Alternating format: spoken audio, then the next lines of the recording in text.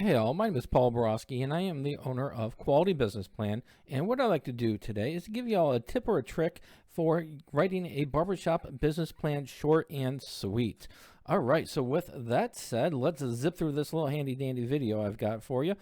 So tip number one is for your company description. When you are writing your barbershop business plan, make sure to tell your story. Why are you looking to start a barbershop business?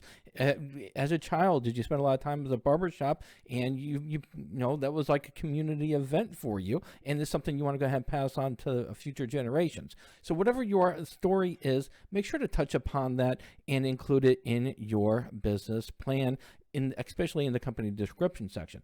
All right, so that is my short and sweet tip and trick. If you want some more information on writing a barbershop business plan, check out my website. Here is the information.